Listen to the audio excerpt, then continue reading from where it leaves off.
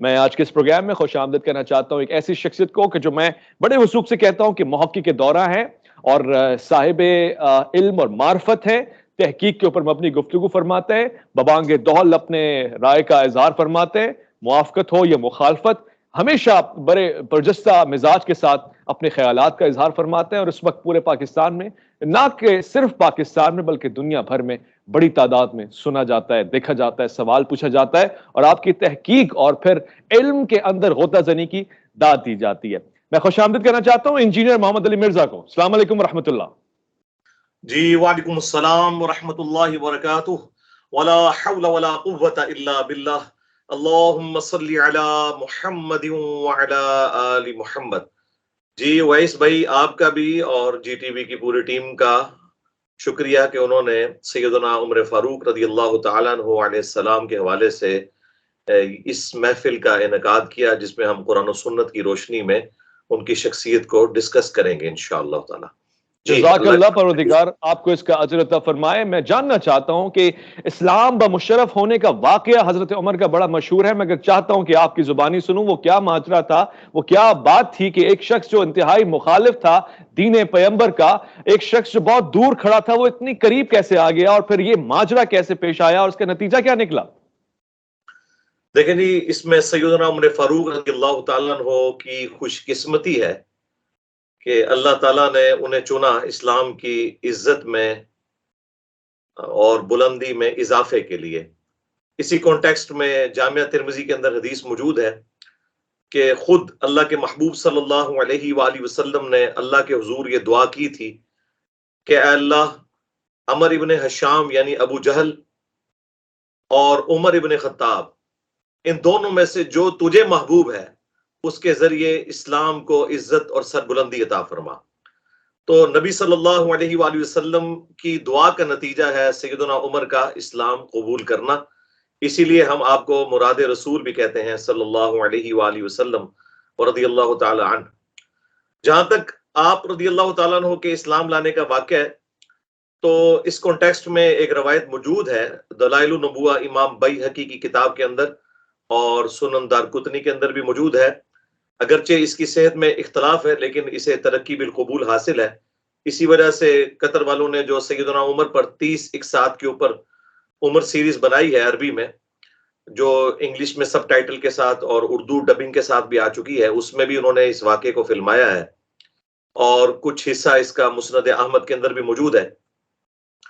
کہ سیدنا عمر فاروق رضی اللہ تعالیٰ عنہ کے جو بہنوئی تھے، جو کہ عشرہ مبشرہ میں سے بھی ہیں، سعید ابن زید، وہ اور ان کی بیوی جو کہ سیدنا عمر کی بہن تھی، وہ پہلے ایمان لے آئی تھی سیدنا عمر سے، اور جب سیدنا عمر نعوذ باللہ نبی صلی اللہ علیہ وآلہ وسلم کو شہید کرنے کے ارادے سے نکلے تو راستے میں ایک شخص سے ملاقات ہوئی، اس نے کہا کہ پہلے تم اپنے گھر کی خبر لو، اور وہ غصے کے عالم میں پھر بہنوئی اور بہن کے گھر آئے۔ سیدنا عمر کی دستک کی وجہ سے اس وقت وہ قرآن پڑھ رہے تھے، انہوں نے وہ چھپا لیا اور آ کے انہوں نے مارنا پیٹنا شروع کر دیا جب انہوں نے اقرار کر لیا، اور پھر جب تھوڑا غصہ ان کا ٹھنڈا ہوا تو پھر ان کی بہن نے جو ہے وہ اپنے ایمانی جذبے کا مظاہرہ کرتے ہوئے کہا کہ جو کچھ تم نے کرنا ہے کر لو، ہم کبھی بھی اسلام کو نہیں چھوڑیں گے۔ پھر جب ان کو اندازہ ہوا کہ یہ تو بہت موٹیویٹڈ لوگ ہیں، پھر انہوں نے کہا کہ تم پڑھو، کیا پڑھ رہے تھے؟ تو پھر وہ سورہ طٰہٰ کی شروع کی آیات، طٰہٰ ما انزلنا علیک القرآن لتشقیٰ الا تذکرۃ لمن یخشیٰ، یہ پڑھی، اور اللہ تعالیٰ نے ان کے دل پر اثر کیا اور انہوں نے الحمدللہ اسلام قبول کیا۔ اور صحیح بخاری میں عبداللہ ابن مسعود رضی اللہ تعالیٰ عنہ کا قول ہے کہ سیدنا عمر جب ایمان لے کر آئے تو اس کے بعد پھر اسلام کی عزت میں مسلسل اضافہ ہی ہوتا چلا گیا، یعنی وہ ایک ٹرننگ پوائنٹ تھا جس کے بعد اللہ تعالیٰ نے غلبہ در غلبہ دیا، الحمدللہ۔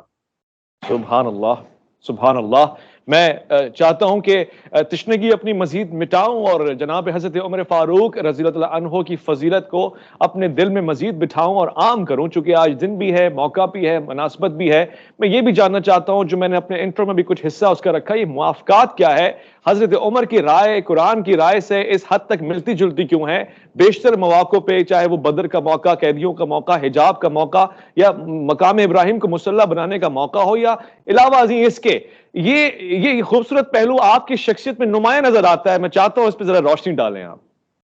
دیکھیں، سیدنا عمر فاروق رضی اللہ تعالیٰ عنہ نبی تو نہیں تھے، لیکن اللہ تعالیٰ نے انہیں نبیوں والی سیرت اور اخلاقیات اور ویژن دیا تھا۔ انٹلیکچوئل لیول ان کا جو ہے وہ اس لیول کا تھا۔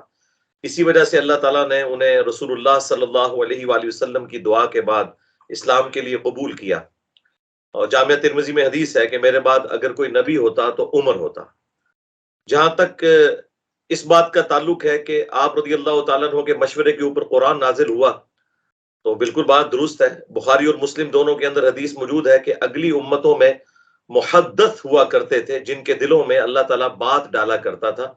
کیونکہ اس وقت غیر انبیاء کے اوپر بھی وحی ہوتی تھی۔ لیکن اس امت میں چونکہ غیر انبیاء کے لیے وحی ختم ہو چکی ہے، اللہ تعالیٰ کسی کے دل میں کوئی بات ڈالے گا، یا خواب کے ذریعے کوئی چیز دکھائی جا سکتی ہے، جس طرح اذان کا طریقہ جو ہے وہ ایک صحابی کو دکھایا گیا۔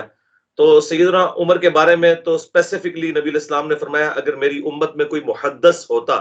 جس کے دل میں بات ڈالی جاتی تو وہ عمر ہوتا۔ اور وہ ہم نے اس حوالے سے تو دیکھ لیا کہ سیدنا عمر فاروق رضی اللہ تعالیٰ عنہ نے 4 مواقع کے اوپر مشورہ دیا۔ صحیح مسلم میں تفصیلی حدیث ہے، کچھ حصہ بخاری کے اندر بھی موجود ہے۔ نمبر 1، انہوں نے یہ مشورہ دیا کہ مقام ابراہیم کو مسلح بنایا جائے۔ نبی صلی اللہ علیہ وآلہ وسلم مستجاب پر کھڑے ہوتے تھے تو دونوں قبلوں کی طرف آپ کا رخ انور ہو جاتا تھا، لیکن سیدنا عمر کی یہ خواہش تھی کہ چونکہ اللہ تعالیٰ نے دین ابراہیمی کی برکت سے اسلام کے لیے قبلہ وہی مقرر کیا ہے جو حضرت ابراہیم علیہ السلام کا تھا، تو اگر آپ مقام ابراہیم پر کھڑے ہوں جو حجر اسود اور حتیم کے درمیان والی دیوار ہے، تو پھر بیت المقدس آپ کے رائٹ پہ آ جائے گا، اور یہ ایکسکلوسیولی چیز اسٹیبلش ہو جائے گی کہ اب قبلہ جو ہے خانہ کعبہ ہے۔ تو قرآن میں اللہ تعالیٰ نے سورۃ البقرہ میں آیات نازل فرما دی، وَاتَّخِذُوا مِن مَقَامِ إِبْرَاهِيمَ مُصَلًّى۔ دوسرا انہوں نے مشورہ دیا تھا امہات المومنین کے پردے کے حوالے سے، اور وہ بڑے اس حوالے سے غیرت محسوس کرتے تھے کہ اللہ کے نبی علیہ السلام کی بیویوں کو پردہ کرنا چاہیے، اور اللہ تعالیٰ نے پردے کی آیات نازل فرمائی، اور اس کے ذریعے امت تک بھی پردے کا معاملہ شفٹ ہوا۔ اور تیسرا موقع غزوہ بدر کے قیدیوں کے حوالے سے تھا، چونکہ سیدنا ابو بکر صدیق رضی اللہ تعالیٰ عنہ اور خود ہمارے محبوب صلی اللہ علیہ وآلہ وسلم کی طبیعت میں ایک نرمی تھی، جس کی وجہ سے انہوں نے ٹالریٹ کیا۔ لیکن سیدنا عمر یہ کہتے تھے کہ فتنہ ختم کرنے کا ذریعہ یہ ہے کہ ان کو قیدی نہ بنایا جائے بلکہ قتل کیا جائے۔ تو سورۃ الانفال میں پھر اللہ تعالیٰ نے کہا کہ اگر وہ پہلے آیت نازل نہ ہوئی ہوتی سورہ محمد کی، تو ہم عذاب دیتے کہ جو تم نے غزوہ بدر کے قیدیوں کو چھوڑ دیا۔ اور سیدنا عمر ان مواقع کے بارے میں کہا کرتے تھے کہ 3 باتوں میں میں نے اپنے رب کی موافقت کی ہے۔ وہ یہ نہیں کہتے تھے کہ میرے رب نے میری موافقت کی ہے، وہ کہتے ہیں میں نے اپنے رب کی موافقت کی ہے اس حوالے سے۔ اور جو چوتھی بات تھی وہ منافقین کا جنازہ پڑھانے کے حوالے سے تھی۔ سیدنا عمر کا مشورہ تھا کہ آپ کو جنازہ نہیں پڑھانا چاہیے، اور پھر سورہ توبہ میں بڑی سخت آیات نازل ہوئی کہ آپ 70 دفعہ بھی ان کے لیے دعائے استغفار کریں، ہم ان کی توبہ قبول نہیں کریں گے، اللہ اور اس کے رسول کے دشمن ہے۔ اور آندہ نہ تو آپ نے کسی منافق کا جنازہ پڑھنا ہے، نہ اس کی قبر کے اوپر کھڑے ہونا ہے، اور نہ اس کے لیے کوئی دعائے مغفرت کرنی ہے۔ میں سمجھتا ہوں کہ سیدنا عمر فاروق رضی اللہ تعالیٰ عنہ کے لیے بہت بڑا اعزاز ہے کہ اللہ تعالیٰ نے ان کی تائید کے اندر قرآن پاک کی آیات اور اسلام کے احکامات نازل فرمائے، جو اللہ کے علم میں تو پہلے سے تھے، لیکن یہ ایک ذریعہ تھا۔ بے شک، بے شک، بہت خوب، بہت خوب۔ آج یکم محرم الحرام میں ایک ایسا پروگرام ہو رہا ہے کہ جو ہم ہر سال کرتے ہیں، بڑے عقیدت کے ساتھ، بڑی معلومات ہمیں ملتی ہیں، اور پھر ہمیشہ ایک ایسی شخصیت کا انتخاب ہوتا ہے جو معتدل ہو، جو وضاحت کے ساتھ ہمیں رائے دے، جو علم اور تحقیق کے اوپر مبنی ایسی گفتگو کر سکے جو شعبہ تدریس میں بھی کام آ سکے، یہاں تک کہ تمام عالم چاہے کسی بھی مکتب فکر سے تعلق رکھتے ہوں یا گویا مسلمان نہ بھی ہوں تب بھی ایک اسٹینڈرڈ تاریخ کو جان لیں۔ لہٰذا انجینئر محمد علی مرزا صاحب سے گفتگو ہو رہی ہے، اور میں انجینئر صاحب سے سوال پوچھنا چاہتا ہوں۔ حضور والا سیدنا محمد مصطفیٰ صلی اللہ علیہ وآلہ وسلم جان دو عالم کس انداز سے، کس نگاہ سے حضرت عمر فاروق رضی اللہ تعالیٰ عنہ کو دیکھتے ہیں، اور کیا فضائل ہیں، کیا اوصاف ہیں جو رسالت مآب صلی اللہ علیہ وآلہ وسلم حضرت عمر فاروق کے لیے بیان فرما رہے ہیں؟ دیکھیں جی، سیدنا عمر رضی اللہ تعالیٰ عنہ کی فضیلت اس اعتبار سے تو قرآن میں بھی مینشن ہوئی ہے، اور ظاہر ہے کہ اللہ تعالیٰ کا کسی کے لیے تعریف کرنا وہ سب سے بڑھ کر ہے۔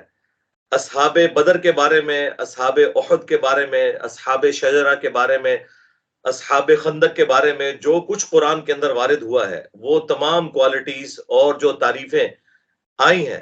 اور سابقون الاولون من المہاجرین والانصار جن سے اللہ تعالیٰ راضی ہوا رضی اللہ عنہم ورضوا عنہ،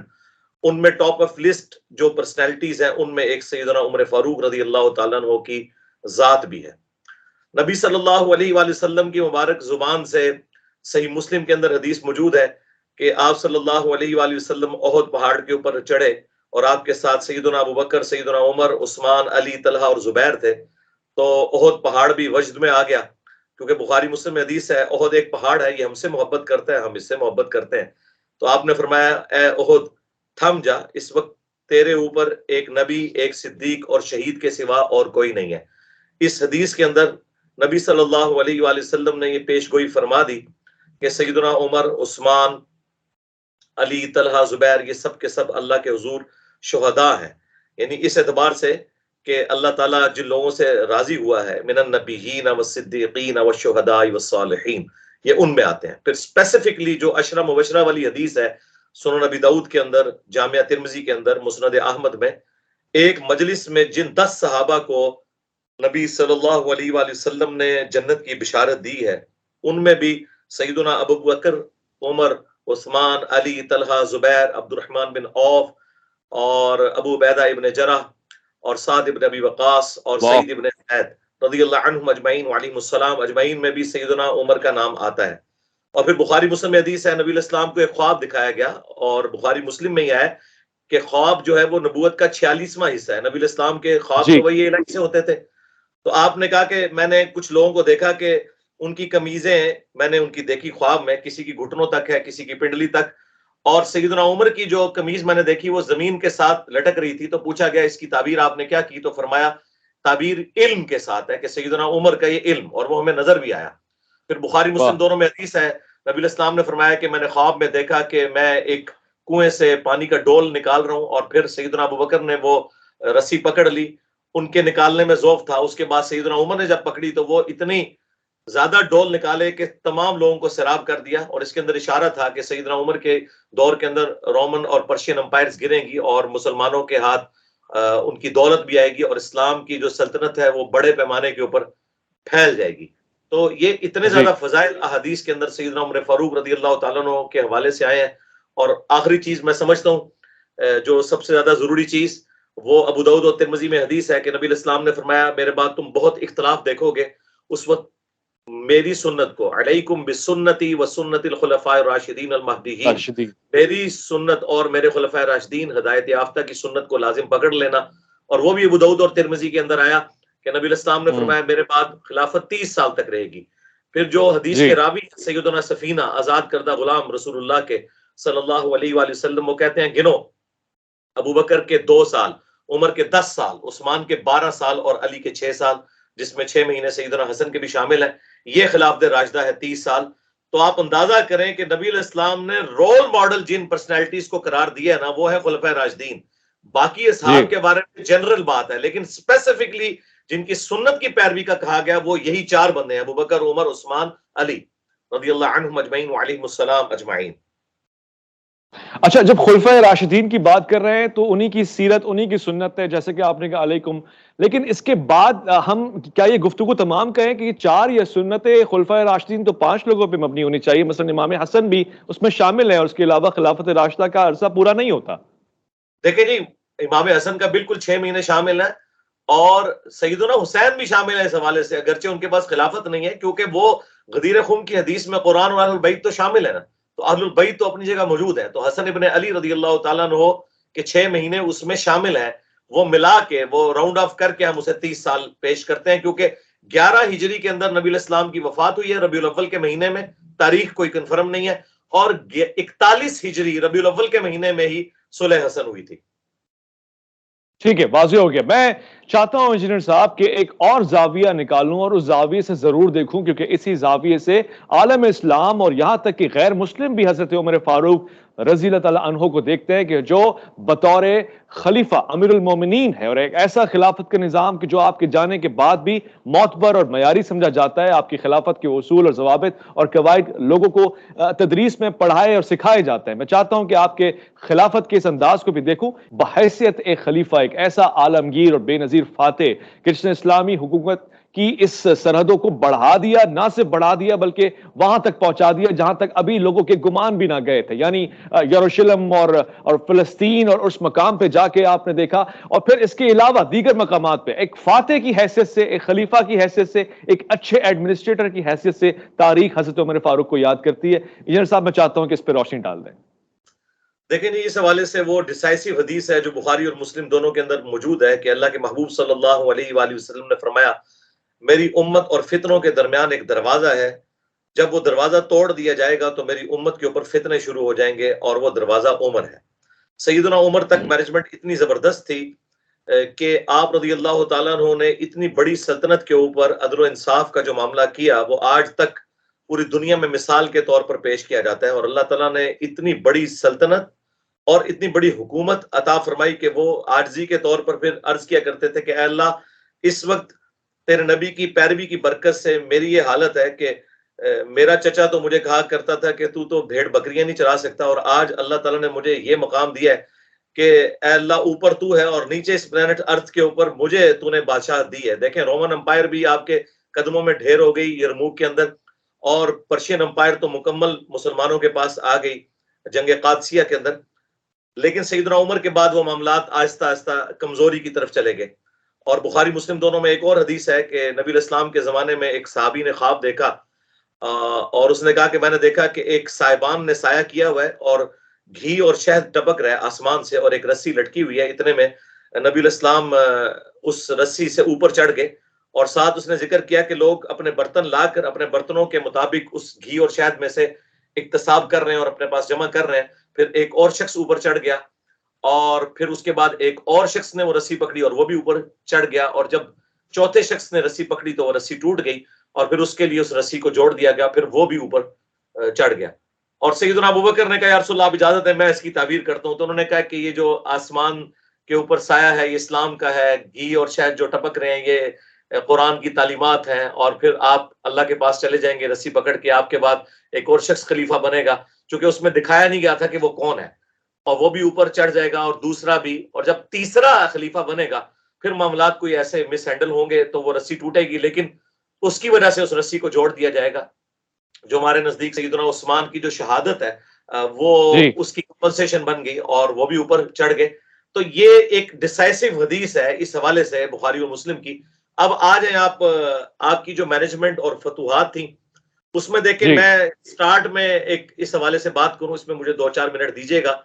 کہ نہج البلاغہ جو اہل تشیع کے ہاں معتبر کتاب مانی جاتی ہے، سیدنا علی کے جی خطبات، ان میں باقاعدہ رومن امپائر اور پرشین امپائر کے حوالے سے جب سیدنا عمر نے مشورہ مانگا کہ میں جنگ قادسیہ اور یرموک میں خود جاؤں، تو سیدنا علی نے کہا کہ آپ نہ جائیے، کیونکہ اگر آپ شہید ہو گئے تو پیچھے مسلمانوں کا شرازہ بکھر جائے گا، اور اگر خدا نخواستہ ہماری فوجوں کو ناکامی ہوئی تو آپ پیچھے موجود ہوں گے. آپ اس وقت ایک کھونٹی کی مانند ہے جس کے گرد سارے عرب قبائل جمع ہیں. آپ کی شہادت ہمارے لیے ناقابل تلافی نقصان ہوگا. آپ مدینے میں رہ کر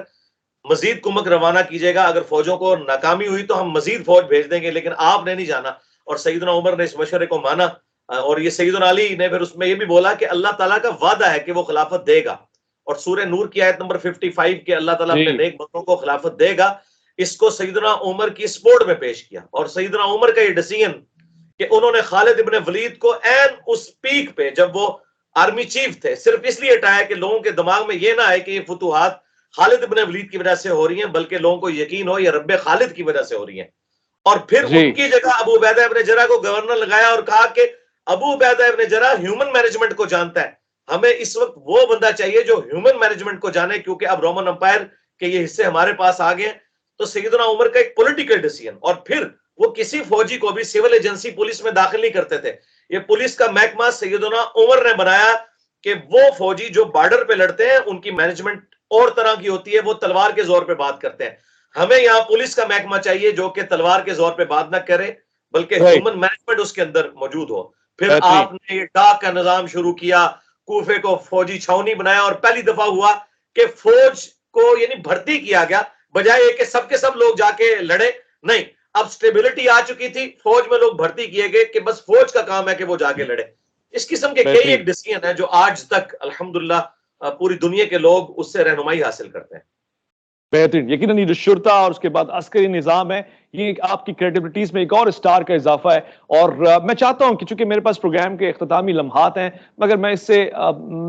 محظور ہونا چاہتا ہوں. میں چاہتا ہوں کہ یہ تشنگی مٹا دوں، آپ کی علمیت سے استفادہ کروں. بہت سے لوگ تردد میں رہتے ہیں اور اشکال میں رہتے ہیں کہ حضرت عمر فاروق جیسی عظیم شخصیت کی شہادت اصل میں کس تاریخ میں ہوئی ہے. ذی الحجہ کی تاریخ میں ہوئی ہے یا یکم محرم الحرام صحیح تاریخ ہے؟ اس کشمکش کو بھی مٹا دیں یا نیز آپ کی شہادت کے واقعے کو بیان فرما دیں. دیکھیں، سیدنا عمر فاروق رضی اللہ تعالیٰ عنہ کی شہادت 26 ذو الحجہ کو ہوئی ہے. یہ یکم محرم والی بات تو صرف واقعہ کربلا کو ڈائلیوٹ کرنے کے لیے پبلک میں مشہور کی گئی. آپ جا کے اگر گوگل پہ بھی لکھیں، جو آخری دفعہ میں نے ویکیپیڈیا پہ دیکھا وہاں پہ بھی 26 ذو الحجہ ہی آ رہا تھا. اور جو اہل سنت کی مین سٹریم کی 3 بڑی کتابیں جو صحابہ کرام کے حالات و واقعات پہ لکھی گئیں، اسد الغابہ امام ابن اثیر کی اور اس کی شرح الاصابہ ابن حجر اسقلانی کی، یا اس سے بھی پہلے الاستیاب امام ابن عبد البر کی، سب نے 26 ذو الحجہ لکھا. اور ساتھ یہ لکھا کہ محرم کا چاند نکلنے سے پہلے سیدنا عثمان کی بیعت بھی ہو چکی بھی تھی. لہٰذا یہ بات یکم محرم والی تو بالکل غلط ہے. 26 ذو الحجہ 23 ہجری میں آپ کی شہادت ہوئی، اور یہ اسلام کے لیے ایک بہت بڑا نقصان تھا. میں یہ سمجھتا ہوں کہ پہلا فتنہ جو اسلام کی پیٹھ میں چھرا گھونپا گیا وہ سیدنا عمر کی شہادت تھی، اور آخری جو آپ سمجھ لیں چھرا گھونپا گیا وہ واقعہ کربلا تھا، جس کے بعد امت 2 ٹکڑے ہو گئی. سیدنا عمر فاروق رضی اللہ تعالیٰ عنہ کی شہادت کا واقعہ تفصیل کے ساتھ صحیح بخاری میں 3700 نمبر حدیث میں کئی صفات کے اوپر پھیلا ہوا ہے. میں مختصراً بیان کر دیتا ہوں کہ ایک مجوسی غلام تھا ابو لؤلؤ فیروز، جس کا تعلق پرشین امپائر سے تھا. اسے غم تو خیر اپنی اس امپائر گرنے کا تھا، اور کچھ ذاتی معاملات بھی تھے. سیدنا عمر نے اسے سمجھایا تھا، یہ غلام تھا مغیرہ ابن شعبہ کا، تو وہ کوئی شکایت کی تھی، اور اس کے بعد خیر اس نے اپنے دل میں ایک رکھ لی. سیدنا عمر کے مشورے کو ماننے کی بجائے ان کا بغض اپنے دل میں رکھ لیا. اور فجر کی نماز جب سیدنا عمر پڑھا رہے تھے، سورۃ الفاتحہ شروع کی، تو اس نے چھپ کر جو ممبر کے پیچھے بیٹھا تھا وار کیا، اور آپ کو کاری زخم لگائے زہر آلود خنجر کے ذریعے. عبد الرحمن بن عوف نے آگے بڑھ کر مختصر نماز پڑھائی، اور کچھ اصحاب اس کے پیچھے ہو لیے، اور اس نے راستے میں بھی 7 لوگوں کو زخمی کیا جو شہید ہو گئے. اور بالآخر اس نے جب دیکھا کہ وہ پکڑا گیا، کیونکہ بعض اصحاب نے اس کے اوپر چادر ڈال دی تھی، تو اس نے خودکشی کر لی. اور سیدنا عمر کو جب بتایا گیا تو انہوں نے کہا کہ اللہ کا شکر ہے کہ میرے قتل کی وجہ سے کوئی مسلمان جہنم میں نہیں جائے گا، ایک مجوسی نے مجھے قتل کیا. آپ کا معدہ کٹ گیا، کچھ دن تک آپ زندہ رہے، لیکن جو کچھ آپ کھاتے تھے معدے کے راستے نکل جاتا تھا. اور جب آپ کو یقین ہو گیا کہ اب آپ نہیں بچیں گے، تو آپ نے کہا کہ میں اگر اس زخم میں مر جاؤں تو 6 لوگوں میں سے کسی کو اپنا خلیفہ چن لینا، علی، عثمان، طلحہ، زبیر، عبد الرحمن بن عوف اور سعد ابن ابی وقاص. اور کہا کہ میرے بیٹے عبداللہ ابن عمر کو مشورے میں رکھنا، یہ دل جوئی کے لیے فرمایا، لیکن اسے خلیفہ نہ چننا. اور سعید ابن زید، وہ بھی اشرم مبشرہ میں سے تھے، لیکن آپ کے بہنوئی تھے، ان کو آپ نے اس میں شامل نہیں کیا. اور کہا کہ یہ وہ 6 لوگ ہیں جن سے رسول اللہ اپنی وفات تک راضی رہے، ان میں سے کسی کو خلیفہ چن لینا. اور پھر بڑی لمبی نصیحتیں کی. آپ نے ذمی جو کافر تھے جو آپ کی حکومت میں رہ رہے ان کے لیے وصیتیں کی، اور بادیہ نشین جو عرب کے قبائلی لوگ تھے ان کے لیے وصیتیں کی آنے والے خلیفہ کے لیے، کہ ان کے ساتھ تم نے حسن سلوک سے پیش آنا ہے، اور یہ سارے معاملات کیے. اور میں اس کا اختتام کرتا ہوں اس حدیث کے اوپر جو بڑی رکت انگیز ہے، بخاری اور مسلم دونوں میں موجود ہے. عبداللہ ابن عباس رضی اللہ تعالیٰ عنہ کہتے ہیں سیدنا عمر کی میت رکھی ہوئی تھی، اور ایک شخص آیا میرے پیچھے اور اس نے میرے کندھے پہ آ کر کونی رکھی، اور سیدنا عمر کے لیے اس نے تعریفی جملے بولنے شروع کیے، جسے میں نوحہ کہتا ہوں. یہ اصل والا نوحہ ہے جس میں چیخ و پکار اور ماتم والا معاملہ نہ ہو. اس نے کہا کہ اے عمر، تو وہ شخصیت تھی کہ میری خواہش تھی کہ میں اللہ کے حضور تیرے اعمال کے ساتھ پیش ہوں. اے عمر، میں نے اکثر رسول اللہ سے سنا تھا، میں ابو بکر اور عمر فلاں جگہ گئے، میں ابو بکر اور عمر داخل ہوئے، میں ابو بکر اور عمر نکلے، میں نے ابو بکر اور عمر نے یہ کام کیا. مجھے امید تھی تم اپنے 2 ساتھیوں یعنی ابو بکر اور رسول اللہ صلی اللہ علیہ وآلہ وسلم کے ساتھ جا ملو گے. تو وہ ابن عباس کہتے ہیں جب میں نے یوں مڑ کے دیکھا تو وہ سیدنا علی ابن ابی طالب تھے، جو اتنے تعریفی کلمات سیدنا عمر کی میت کے اوپر پڑھ رہے تھے. اور آپ دیکھیں کہ سیدنا عمر فاروق رضی اللہ تعالیٰ عنہ کی زندگی کا جو ایک اور بڑا پہلو وہ آپ کا زہد تھا. بخاری مسلم میں الفاظ ہیں، جب لوگوں نے آ کے ان کی تعریف کرنی شروع کی، جب لوگوں کو یقین ہو گیا کہ اب آپ نہیں بچیں گے، تو عیادت کے لیے آتے تھے، تو وہ کہتے تھے کہ میری تو خواہش ہے کہ میری نیکیاں اور میرے گناہ برابر ہو جائیں اور مجھے اللہ برابر چھوڑ دے، تو یہ بھی میرے لیے بہت بڑی کامیابی ہے. یہ بخاری مسلم کے الفاظ ہیں. اور پھر لوگوں نے کہا آپ اپنا خلیفہ کسی کو نامزد کریں، تو بخاری مسلم کے الفاظ ہیں، انہوں نے کہا کہ اگر میں خلیفہ نامزد کرتا ہوں تو میں ابو بکر کے طریقے پر چلتا ہوں، اور اگر میں نہیں کرتا تو میں رسول اللہ کے طریقے پہ چلتا ہوں. تو عبداللہ بن عمر کو جب یہ بات بتائی گئی تو انہوں نے کہا کہ مجھے یقین ہے کہ میرا باپ اب رسول اللہ کے طریقے پہ چلیں گے اور وہ یہ بار اپنے اوپر نہیں اٹھائیں گے. اور باقی انہوں نے 6 رکنی کمیٹی بنائی اور اس میں سے سیدنا عثمان کو چنا گیا، اور بعد میں سیدنا عثمان کے بعد الٹیمیٹلی سیدنا علی جو ہے وہ خلیفہ راشد بنے. تو آپ یہ دیکھیں، یہ جو ان کا ایٹیچیوڈ تھا زہد والا،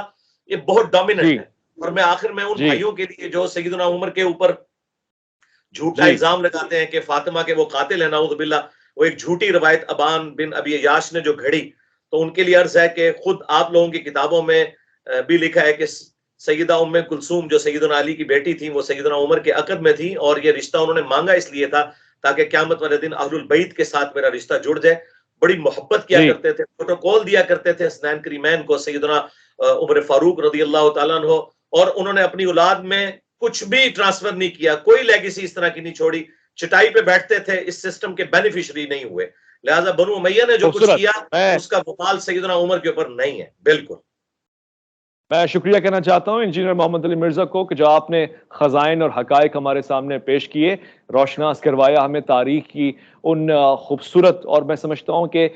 ایسے دقائق جو اب تک بہت مختلف انداز سے پیش کیے گئے مگر اس حد تک اعتدال کے ساتھ نہیں. میں شکریہ کہنا چاہتا ہوں خواتین و حضرات آپ کو کہ آپ نے آج یکم محرم الحرام میں اس پروگرام کو ملاحظہ فرمایا. یہ گفتگو جہاں جہاں تک پہنچے، بڑے وثوق سے ساتھ میں کہہ سکتا ہوں کہ اس گفتگو میں محبت بھی ہے، پیار بھی ہے، اطاعت بھی ہے، فرمانبرداری بھی ہے، اور ساتھ ساتھ تقاضا بھی ہے کہ اگر آپ نے حضرت عمر سے کردار نہیں سیکھا، عدالت نہیں سیکھی، یہ نہیں سیکھا کہ اطاعت پیغمبر خدا صلی اللہ علیہ وآلہ وسلم کیسے ہوتی ہے، تو پھر مجھے میرے پروگرام کا نتیجہ نہیں ملے گا. میرا ساتھ دیجیے گا، تعاونوا علی البر والتقوی، اور اسی کوشش اور خواہش کے ساتھ کہ اپنا خیال رکھیں گے آپ، اور پورا یہ محرم کا سلسلہ انتہائی محبت، اتفاق، اتحاد، درس، پیغام، اور سب سے بڑھ کے یہ کہ انسانیت کے پیغام کو عام کرتے ہوئے گزرے. حفظ و امان میں رہیں، اپنا خیال رکھیں. اللہ کی امان میں. ویس ربانی کو دیجیے گا اجازت.